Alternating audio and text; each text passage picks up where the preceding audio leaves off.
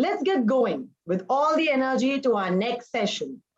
Purpose and people power. The brand, culture, and employee experience imperatives. Moderating this session, we have Ms. Priyanka Anand, VP and Head of Human Resources, Southeast Asia, Oceania, and India, Ericsson.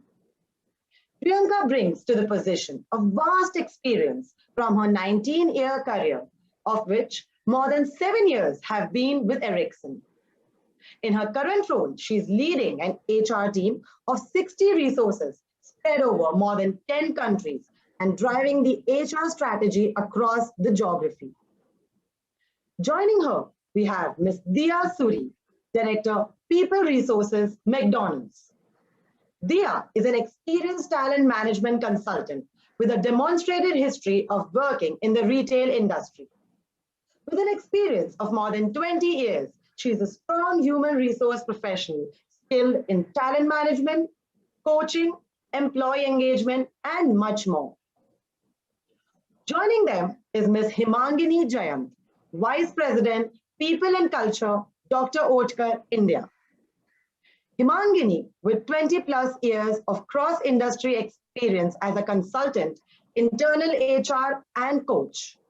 The breadth of experience, having worked on assignments with clients such as ICA Motors, GPI, Dabur, amongst others, has ensured a well-developed understanding of business needs. Joining them, we have Ms. Uma Rao, VP Human Resources, Ashok Leyland.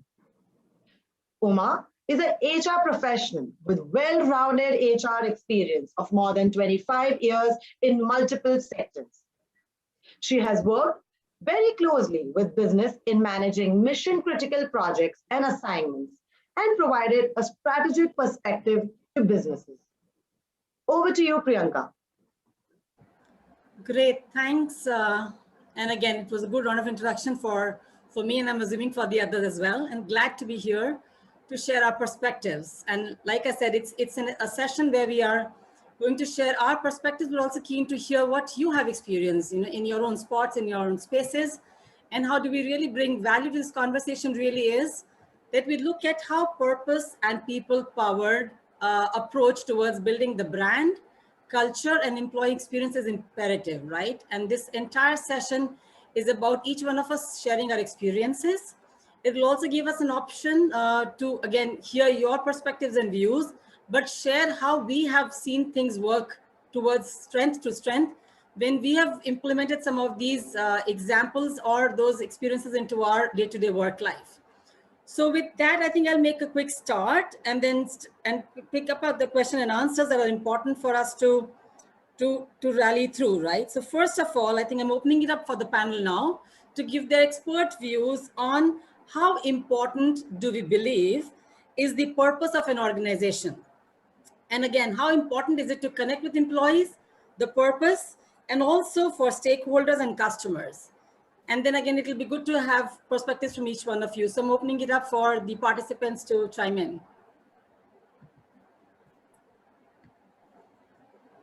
So if it's okay, I could go first. Thanks, Sure, Priyanka, go ahead. And good to be here today. So that's an interesting question to start this session, because very often the question comes up is, why does an organization need a purpose? But if I were to ask you, do you wake up every morning motivated to go into work just to pay your monthly bills maybe? No, that's not inspiring enough. Are you motivated to wake up and go into work just because you want to make enough money for the company? Maybe the CEO of the company gets to go on a better holiday, maybe own a yacht, or maybe even an island? Not really. What makes it something that you want to get up, motivated, charged up, inspired to go into work and not have it as a drudgery or a chore? That is when an organization has a purpose. So you feel more united and driven because you're working for a bigger whole rather than just profit. In the end, profit for a company is not a purpose, it's a result. And to have purpose means that the things that we do on a day-to-day basis is of real value to others. This is a quote actually by Simon Sinek, who I'm sure everybody's familiar with. A purpose, what is a purpose state? In the end, a purpose provides a meaningful direction. It inspires the people. It acts as a differentiator. It is a reflection of what the organization stands for. And it sets out to motivate and inspire employees and all the stakeholders. Essentially, a purpose kind of tells the world what the company aspires to be in the long run. It has the power to unite the people. It has the power to create values. And, very often a question that we have, because coincidentally, we as an organization have also just recently been in through this whole transition of unveiling our purpose statement. It's been a long 3-year project, which of course has had many skeptics wondering why it takes so long. And we've spent a lot of time trying to tell them about how, in the end, does this really impact the business. And we've done considerable research, and what the research reveals is you have 1.7 times more satisfied employees who see the purpose and relevance of their work into their day-to-day life. So what does that translate into? It simply helps you hire better talent. You have the new generation, the millennials, as they call them, who have a strong connection to purpose of the organization, and then they're likely to stay longer, almost as much as 5.3 times longer with an organization, simply because they identify with it. So if I just look at the employee perspective, you have more satisfied employees. You have people who stay with you longer. The third part of it is you have 60% higher energy levels of the employees. We're all better at a job when we're driven by something that excites us, right? We're all bored and maybe not putting in our best efforts when it's something that's a little mundane, something that's not giving us energy or inspiring us. So that's from an employee's perspective. From an organization's perspective, what it also helps is the organization's response time to opportunities and threats in the marketplace is 50% faster. Seems amazing that why would a purpose actually translate into that? But it's simply because the purpose forms an all surrounding environment. It forms a decision-making framework. So people are empowered to be able to decide what they want to do and whether they can act faster. How it impacts the consumers is the third part. In the end, all of us are impacted as clients, as organizations. We are impacted by our customers and our consumers. And research shows that 65% of consumers prefer brand alternatives with a purpose, other things being equal.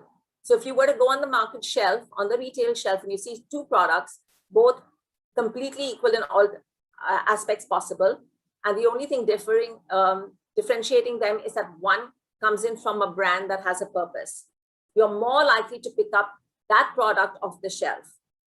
But even more interesting is the fact that consumers not only prefer brand alternatives with a purpose, they're more tolerant of mistakes made by a company if they are driven by purpose. Maggi is a classic example of that. We all know what happened to Maggi, one of our most favorite products. And it was mayhem for them. But look at the way they rebounded back. The consumers just completely loved the brand. And they did an amazing job of coming back into the leadership position that they've always commanded. So these are all the softer parts of the purpose and why a company should have a purpose statement and whether it makes sense and whether it's relevant. But beyond that, we have the EY Global Leadership Forecast that actually says that purposeful companies outperform the stock market by 42%. But this is, of course, all true for companies that take the time to embed their purpose in their daily way of life. So if just having a purpose statement is not going to be enough to ensure that stock market goes rocketing tomorrow, it is embedding the statement into the culture of the company, embedding into right down to the lowest hierarchy level in the company, making sure it becomes something that is a way of life for them. Because in the end, a purpose is just a statement. It's bringing the purpose to life wherein lies the challenge. And that's where, storytelling has a huge role to play. A compelling story is, almost like a magical spell. It just hooks the people in, and that's when the magic really begins to happen, because they're inspired, consumer brand loyalty is happening, brand identification is happening, and you're making an impact on the environment and society. At the outset, I mentioned that we took nearly 3 years to roll out a purpose statement. And we've taken all that time because we wanted to really embed it deep in through a series of small workshops, small chat groups, asking people to share where they saw it working, where they felt it needed more work, where they felt that these dimensions were impacting their daily lives and workplace. It became a really, really powerful way to get people together, to get people to function cross-culturally, cross-departmentally across the world. And the benefits of, purpose and principles when embedded in an organization are considerable. But I think one thing that we also spent a little bit of time talking about internally is that our stakeholders, our employees, our customers don't like false promises. You want a purpose that's aspirational, and employees and customers and consumers are all engaged with a company which has an aspirational purpose statement, and they want to contribute, they're positive about it, but we better make sure it's very authentic in the way we bring it to life, right up in every single action and every single thing that we do across all levels in the organization. And that's the way we can really get them into the purpose tent. I'm sorry if that was a bit too long, Priyanka, but I'm very passionate about this because we've been doing so much of work on this. Evidently, and again, quite insightful of how you can retain employees, create more stickiness, enhance productivity, but also, like you said, organizations end up performing much higher on their financial targets as well if the purpose is driven from top to the bottom, right? I don't know if anybody else in the panel wants to chime in a few seconds before I move to the next question, because I think we've spent a good amount of time on this one. But if there's anything you want to bring in, otherwise I'll move to the next one. But Priyanka, I just wanted to add in Uma here, add a little bit more. I think Hema has really caught it really well. I just wanted to talk about the organization where I come from for a minute, just to cite an example. So it started with the motive of work to give. You know, when you make a purposeful statement like that, it sets the tone for the entire agenda. So the way the organization projects it to its stakeholders, let's say employees or customers or dealers or whoever is in touch, suppliers, is that this organization is making a contribution to society. So it's not just a product or a service, number one. Number two is it answers this question, why is this work important? You know, we all do something to earn. But the point is, we must understand why our work is very important. And that gives you the meaning to getting up every day, as Hema said, to come to work or get to work in whatever form we are doing today. So what is that meaning of work that we do? Do I know how my work connects to the larger whole in the organization? That is important. The purpose, as rightly said, has to be inspirational and motivational. And that's why when you have a lot of cross-functional teams and team purposes formed, it's purely because you want to create that kind of a momentum within the team to inspire people towards a particular project, outcome of the project. That is something which is very important. So it's got to be inspirational and motivational. It uses powerful words, if you see. Purpose always uses powerful words. And that, I think, is very important. When we say work to give, it stirs something inside you. Right? This is not just to make a truck or a bus as we do in Ashok Leyland or light commercial. It's something so much more than that. And one of the things which is important is a purpose has to be brief. You know, when you make a purpose, don't make it so long that people can't remember it. Yeah. So if mobility is the purpose of this company, it's just mobility. Simple. You understand, you need to move things from here. We all remember that famous example of the telephone operator who took a call on a customer complaint and said that she fulfilled the purpose of the organization to be very close to the customers and satisfy them. So when your purpose is clear, your structures and your processes fall in place to provide the right kind of environment, culture, as Hema said, and the empowerment to the people down the line to be able to do the right thing in fulfillment of the purpose. So that's something I just wanted to add to this. Yeah. Very well added, Hema. And I think, like you said, it creates the right ecosystem, right? It gives you a safety net as an employee to bring your full self to work beyond just doing the transactional bit of it. And to me, that's where the organizations that succeed differentiate from the others that just manage to survive versus thrive. So great inputs, Uma. Anybody else wants to add to it? No, I think it's been quite well covered. I think this one between Hema and Uma, I think. Okay, I think your connectivity is a bit shaky for me. So just try and see if you can fix it. I will just do a little bit of a wrap up on this section because I will very quickly talk about the time in Ericsson. And Ericsson is a 148-year-old company, right? We have a strong legacy to our purpose, to what we bring on the table, how we've partnered with societies and customers to bring value.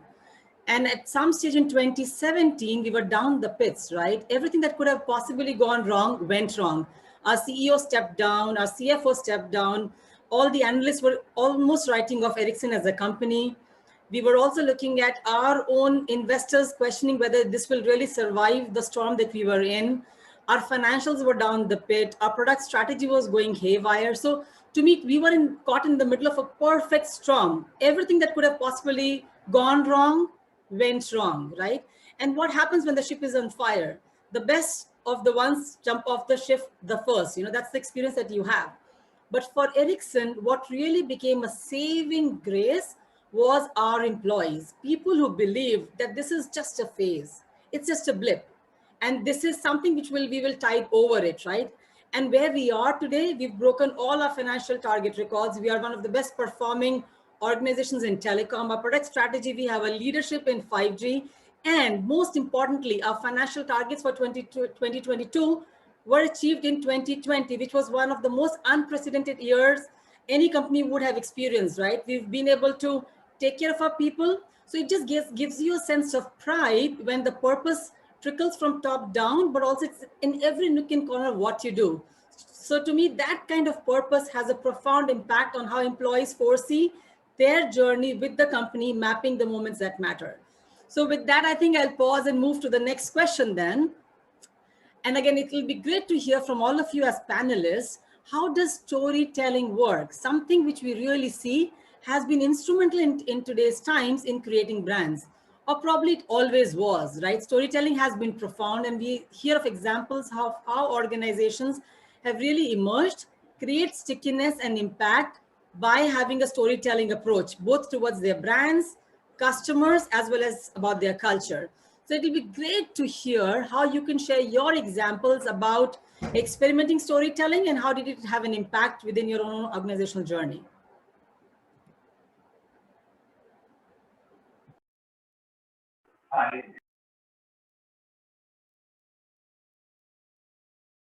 Do you want to go for it, Uma, then? Yeah, if somebody's starting, fine. Otherwise, I could just take it. Is that okay? Let's start with you. Yeah.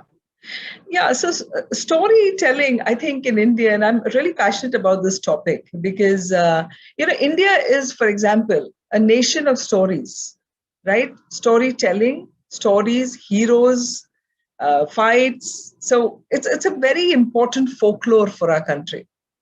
And stories have a power because they have these mega characters in it who are supposed to salvage a lot of people.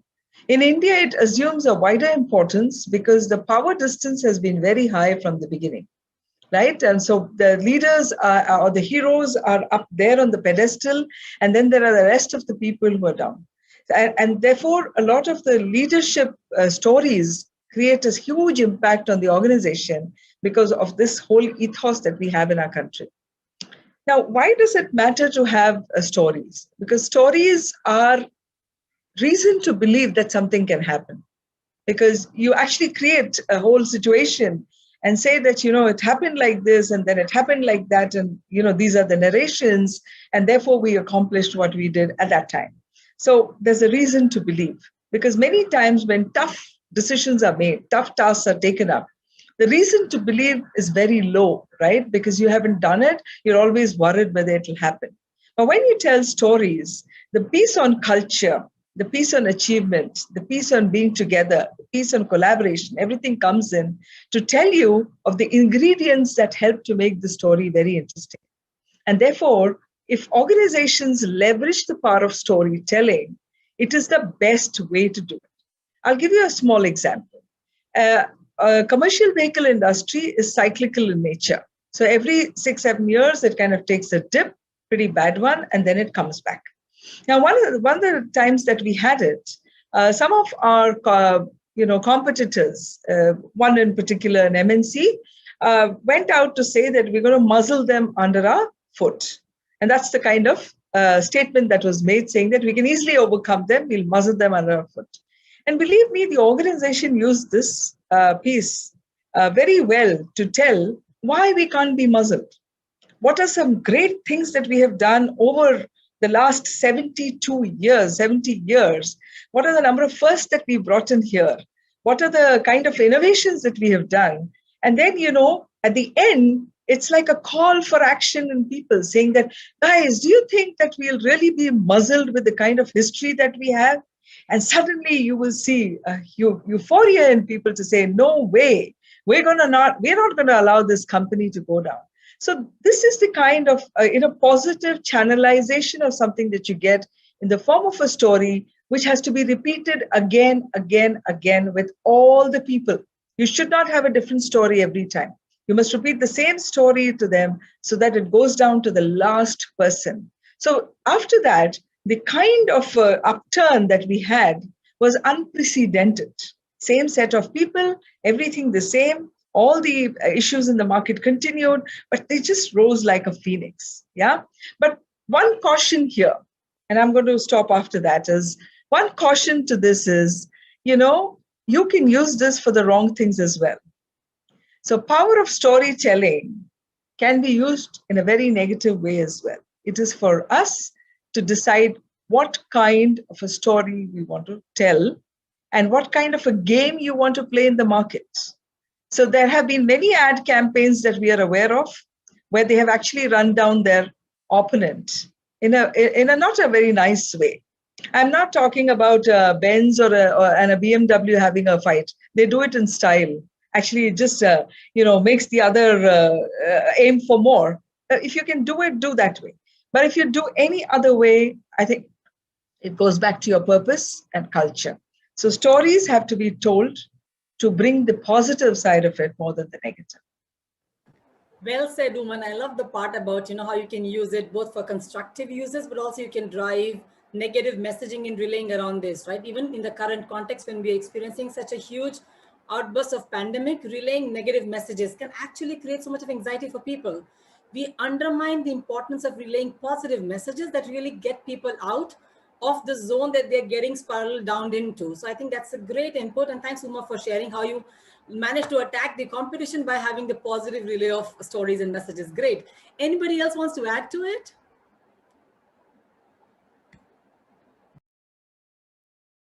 So I think over here, I'd just like to add, Uma, I think it's a very well made point over there.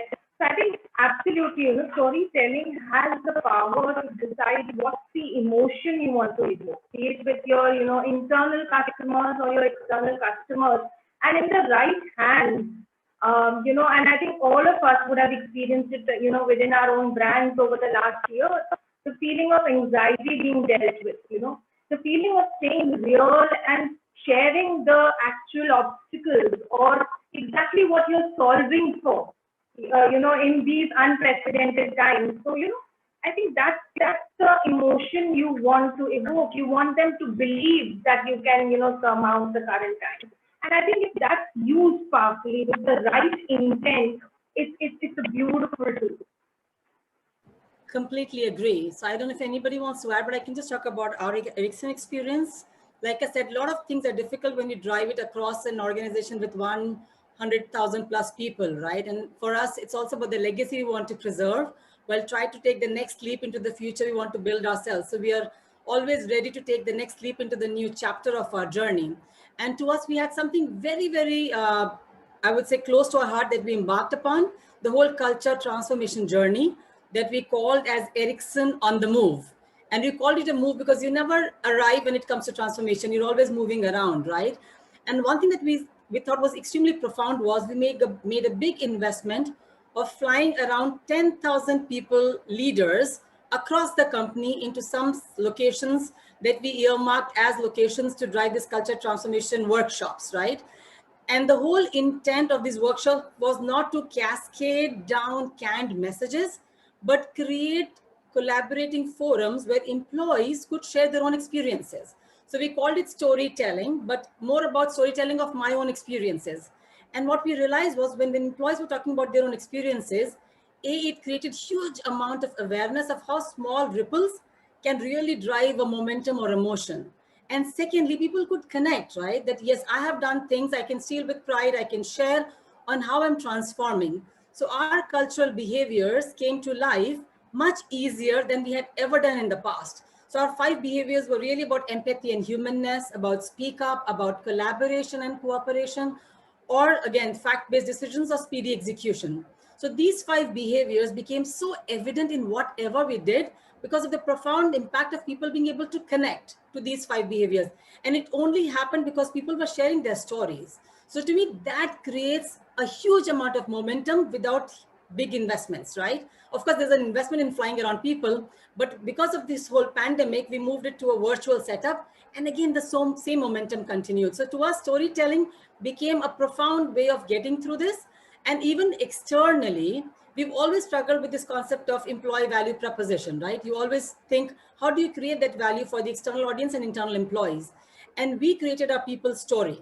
Again, the whole people story was a narrative on how we would create a deal between employees and between the company, saying, this is what we expect the employees to do to make Ericsson successful. At the same time, this is what Ericsson commits to in terms of how do we create career transitions, career development, competence, and again, fair and reward and recognition strategy. So how do we create enablers for employees to succeed in Ericsson? So that deal became so impactful that we had employees come out and really recognize the efforts that their organization was making. And we became clearer about what we had to do to create that stickiness. So some of those examples towards employees did have a big impact and outreach when we look at stickiness of messages. And again, reaching out to employees' heart and soul. So that would be my few cents. If anybody wants to add, please go ahead. Otherwise, I'll move to the next question then.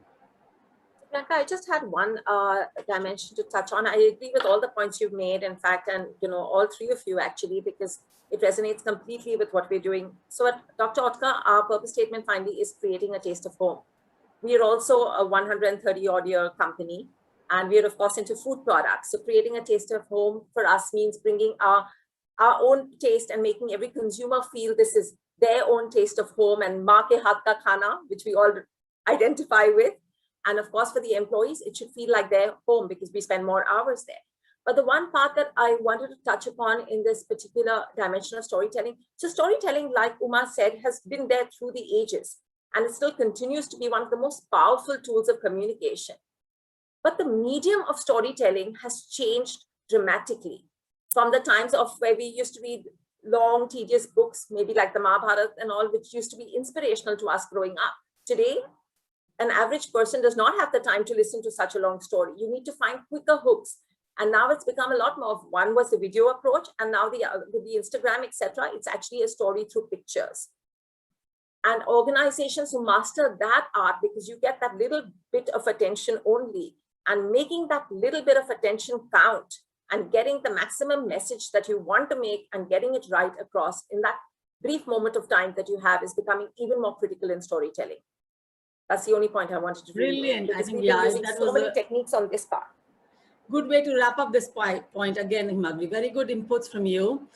And again, I think, like you said, we have to be able to create, what narrative works for the audience in which period of time. In today's era, being indistractable is the biggest, I would say, competence a person can really possess, because there's so much of things that can distract you. So unless you have a powerful story and you leverage all possible mediums to reach out to your audience, the stickiness will always be questioned. So I completely agree with what the three of you said. But just moving on, I think it's also important to see one of the biggest tenets of how we make an impact in the current times, and always have historically as well, is having courageous leaders, right? And how are courageous leaders now experimenting in your organizations and in your own purview with storytelling towards, either building brands, building cultures, building customer connects. It will be great to hear your perspectives on leaders' role and how are they experimenting with it. I'd love to take that one. Sure, Dia, please go ahead. I think storytelling has always been around. I think that's something we are all echoing, and it's just that the mediums today that one can leverage. I think there are multiple options out there, and with digitization, we are scrambling, to ensure that we have made a point and made it really loud and clear. In terms of what does the brand stand for, what is the purpose of it, and within the organization, as we look at it for people, as leaders, the role has become, I think, a tougher one than it was. Because you are fighting for that space. People are continuously tuned in to multiple spaces at the same time. You're physically in one workspace, but you're tuned into multiple things happening across the globe. So make your presence felt? What are the mediums you use over there? And I think it's about staying consistent and true to the story. So it could be a simple example of building pride in who you are and being a global brand but acting locally. What are your stories around that? Who are your storytellers at every level? How do these stories actually embed themselves in forums across the year? And what are your little rituals or traditions or your recognition around them to keep them alive? Because over a period of time, that's what creates the stickiness. And like at McDonald's, one of the things we say is it actually creates the ketchup in our veins. It's what brings the family together. It's those little stories, and you look forward to hearing them again and again. So I think that's what courageous leaders, really do. Cutting through the clutter, staying true to your purpose, and bringing it alive, consistently is a very, very, very important part of the roles they play. Thanks, Tia. And again, like you said, we've got to leverage various ways of getting across. But again, Himagini or Uma, anything you want to add to this?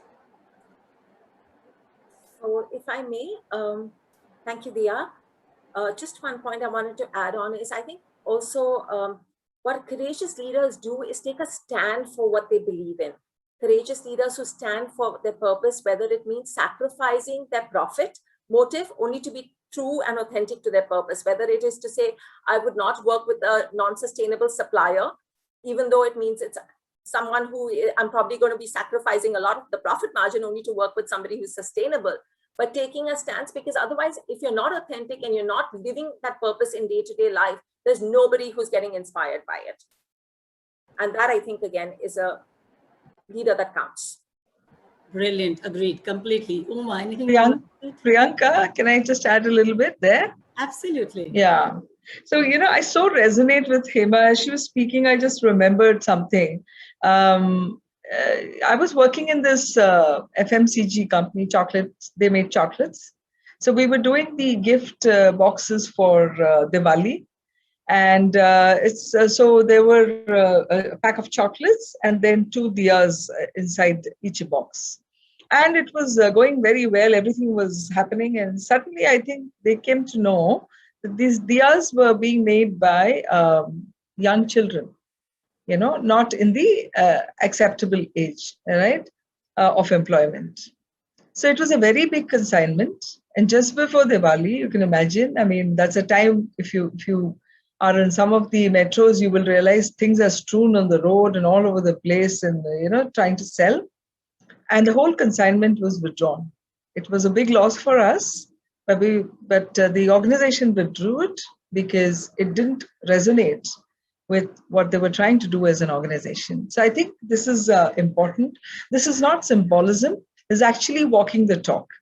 Having said that, the same organization has its headquarters in the US. And believe me, there is so much of symbolism there to enroll people into these stories forever, even if they come later. So there's a plank of wood on which they cut, I think, a few things for the first time, which they required for the chocolates. So that's been kept over there nicely. There are a lot of other symbolicism in terms of the evolution of the product. There's a whole museum that has been built around it for you to, resonate with that product that you're dealing with all through. I think stories are not just told, they're also exhibited like this. I worked in IBM, they have a Hall of Fame. All the people who won the Nobel Prize from there, the Nobel laureates' pictures are hung on the wall there in the offices for you to go inside and live what the organization could be like. So every story need not be told. There are a lot of symbolicisms in an organization which take you back again and again to this. In the current place where I am, they put the founder's statue in all the offices where it says very clearly, work to give. It's like it's a ground again and again, and there's a foundation which does huge amount of work. So, you can't go away from your purpose if a lot of these symbolic things are placed around for you to constantly remember why you do what you do. I think so that is also something which is important. We can't leave it virtual. Sometimes some of the things have to be seen also, shown also, felt also, for people to resonate with it much later when they come. Because what happened 100 years back, I wouldn't know. But when I walk into that place and I live that moment of how the whole thing has evolved, I think it's so powerful for you to resonate with the organization and the place that you live with. So that's something I wanted to add. Uma, brilliant examples from IBM to the whole chocolate experience to the whole being bold about the whole Dias being pulled back. I think that's where you show authenticity behind your purpose, right? Because all words, no action, leave employees little high and dry, but taking them back again and again and reckoning to how we've evolved as a company builds a lot of confidence, confidence in people. And I still remember reading some of the studies where when candidates choose organizations to work for, it's the purpose, the ethics, and the ethos that really tops the charts beyond money, salary, designation, because they do come up among the top 10, but they aren't the top 2 or 3. The top 2 or 3 really is about like what you said. And look at you working through those organizations, you still remember them so profoundly, which means it leaves an impact in the heart of the people, right? And the only thing I'll add now to this is, courageous leadership to me is not about being a leader in good times. It's really about being a leader. To me, I always believe in this: rough seas make skilled sailors. And that's so true in today's time. When I look at when the pandemic outburst happened, first we were a little bit in a denial mode. But the moment it became evident that we are in for a bigger haul or longer haul, we took a decision that overnight 85,000 people will start working remotely, which was unprecedented. Now becomes a little bit like a way of life today, right? But to me, what really worked as 2 of our biggest strengths was having a growth mindset, which clearly meant leaders had to look at the situation as an opportunity versus something like which is a disaster or a catastrophe. It is though, but it's the whole mindset that makes a huge difference. And to me, leaders make a huge impact by connecting with people, creating more speak up forums, being more empathetic, being more human, understanding how we're touching people and making the right safety net available to them. But more importantly, like you said, we've got to walk the talk was important, but how do we talk the walk now? How do we open up and talk about our own challenges with balancing? How do we talk about things that we believe are important to our purpose? How do we talk about behaviors that we believe are important to our culture? When we talk the walk, we create an environment where people can also come out, speak up, and also listen up. So to me, those create the right momentum in our environment. And as leaders, that does leave employees much better positioned versus in stress and anxiety, either because if your financial position is probably at stake, or it's the whole situation with the pandemic at stake. So I think those are few cents. But I think let me work to the next question now, and it'll be great to hear your perspectives again. So in your own experiences, which way can storytelling be leveraged? It'll be important to see how you've experienced it and how you've really seen a lot of organizations leveraging storytelling, both to connect with the end customers, but also with the frontline teams. And I don't know, Uma, if we can start with you, and then others can also chime in. Yeah, so, typically, Priyanka, it has its use in every situation where you want to, align people towards a big objective, right? So storytelling is not used for small things generally. It is used in a situation where you need to make a big impact. And you need to have a lot of people coming into it. That's when, it really becomes powerful. Otherwise, even at individual level, there are some master storytellers who can bring you from the dumps back in terms of motivation, who can pull you out of a bad patch. There are a lot of people who are gifted, in the way they do it. So it's something for all seasons and all times. But from the organization's point of view, to use it as a technique of management, if I may say, of leadership, I think it is more to bring something big out, a big change that you're trying to drive, a big, amalgamation of companies that has happened, and you want to bring people together. Or, you are in a position where you're not able to continue and you have to wind up your operations. All these are times where storytelling becomes very important and can be powerful as a technique, I would say. Now, with regard to customers, yes, of course. To give you an illustration, We do a lot of expos, auto expos, right? So you can do an auto expo by having all the new models displayed, and people can come and have a look and they can make inquiries, etc. Another way of doing it is you actually call some of these big customers and dealers onto the podium and ask them to talk.